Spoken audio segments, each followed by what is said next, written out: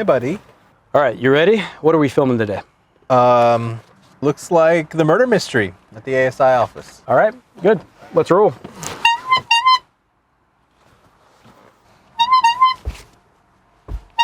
Who is that? Oh yeah, that's Razzie. We're supposed to put him in all our videos now. Every video? Yep. Hold on, here's the boss. Hey, Mark. Yep. We're headed to the next shoot now. Looks like we're on schedule. Sounds good. Is Razzie with you? Yeah, he's with us. Is he wearing his hat? Yeah, he's wearing his hat. Actually, boss, I was thinking maybe he can sit out on this one. No can do, Will. My dashboard is saying comedy's down. You guys have really been slipping with your humor. Well, comedy's subjective, boss. Well, the data's not. Now listen, boys. Razzie costs me a lot of money. He'll get those numbers up. Oh, I almost forgot. I paid some extra money for some taglines. You'll need to put them somewhere in the video. Oh, here's one. Use this one. Me thinks thou dost protest too much. Oh yeah, no, Shakespearean protests, I get it. So use it. Listen, I threw a lot of money at this. The humor consultants are telling me this will work. Good luck.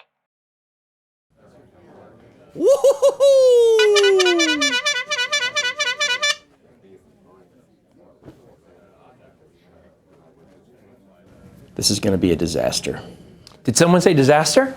Sorry, I didn't see you there. Wait, I think I know you. I've seen you roaming around the halls of this building. I'm Fred, the office sage. Office Sage? Every building has one. Most offices don't realize or notice them. We roam the halls, ready to give out good advice. Well, I guess I do need some advice on how to shoot our videos. We have to start using him. I guess our videos have started to lose their humor. Huh? Oh yeah, that YouTube channel. You guys are bad. I mean, painfully bad. That bit about the funyuns or faryuns, disgusting. But this is worse. Nope, you can't force comedy, just like you can't force employee morale or an office's culture.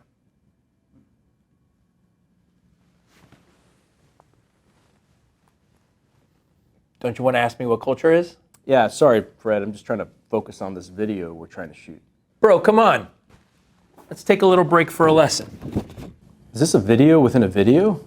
Company culture is the shared values, attitudes, behaviors, and standards that make up a work environment. Cultures can be good, cultures can be bad. Good cultures create high morale and productive workforces. This can't be forced. It has to be grown. It must come from within and not forced from the outside. Many organizations make this mistake. Here's the scary thing that most leaders don't want to admit. Culture comes from the employees. They have to choose to align their values, attitudes, behaviors, and standards.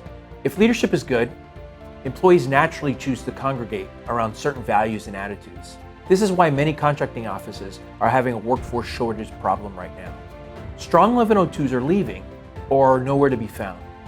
Here's some possible explanation as to why. First is a lack of communication from leadership to all levels of the organization. Communication not only gives clarity, but builds trust. If you're not communicating with your employees, they will stop trusting you. It actually makes it very clear that you don't care about them or care enough to take the time to create clear and continuous lines of communication. Another is whether you care about their personal work-life balance. Obviously, this is something that's important to the employees, but it should be important to leaders too. High morale creates better productivity from a healthier workforce. Here's a big one. When leaders don't empower their employees to make decisions within their areas of responsibility. This is typically due to an overall lack of trust. If you don't trust your employees to take chances and make decisions, you can say goodbye to them. If you don't trust them, it could be because you don't prioritize their growth. No growth means they're in dead-end jobs.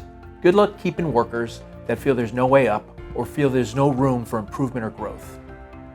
Another way people feel hopeless in their jobs is when they lose interest in the work that they do. This is when they lose a sense of connection to the mission, and when they're not intellectually challenged in their job to engage in critical thinking or problem solving.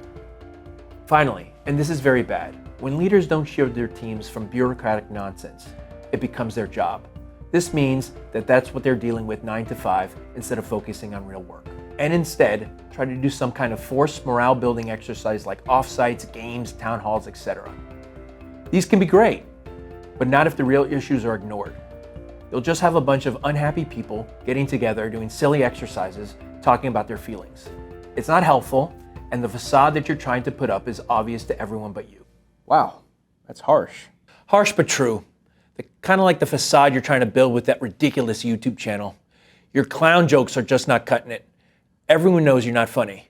You gotta get your groove back, my man, from within. From within. All right, let's go ahead and run that last scene again. We're gonna go ahead and start with you, Heather, as the CO. I create contracts, not destroy them. I didn't kill that contract. I create contracts, not destroy them. It wasn't me. I was at home, petting puppy. As a contractor, I was busy trying to get my deliverable in on time. Hey, contractor. Methinks the lady doth protest too much.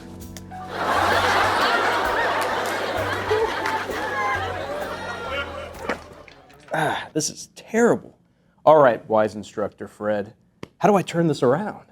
I thought you never asked. Let's bring it back to office morale. Let's figure out how contracting offices can grow natural morale, which creates a good culture and helps solve that workforce problem. The government contracting career is perfect for meaningful career development and creating a sense of purpose and mission-focused work. See our content about the role of the contracting professional and its importance in world history.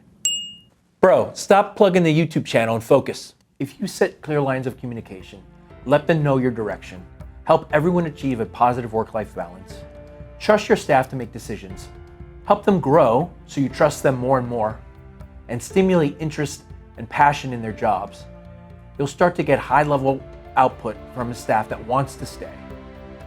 Respect is earned and morale is natural. You'll be an organization that people want to join. Remember, it's possible to try to do these things the wrong way. For example, you can't say you're communicating with everyone by hosting one off-site or sending one email. Culture is built on genuine, consistent, and frequent actions. Same with workforce development. You just can't support your employees completing mandatory training. You need to support their search for real growth and professional development. All of these issues can be handled in a clumsy way. However, if you do it, do it. Don't be fake about it. Okay, so for this video, we just have to put ourselves in an environment where we're motivated to create better comedy naturally, not forced. Yeah, man, comedy's hard. Maybe shoot a little lower. I think I need to call the boss. Hey, boss. Yeah, I think we have an idea of how to make this video funny without Razzie. Sorry, Will. I already told you that Razzie's going to handle the humor.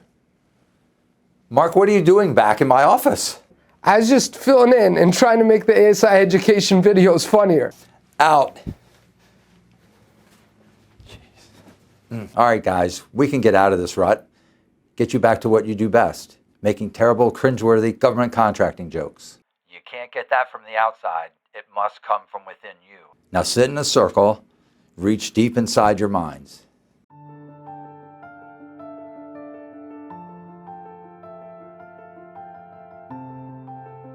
All right, give the phone to Razzie. Razzie, you're fired. Aww.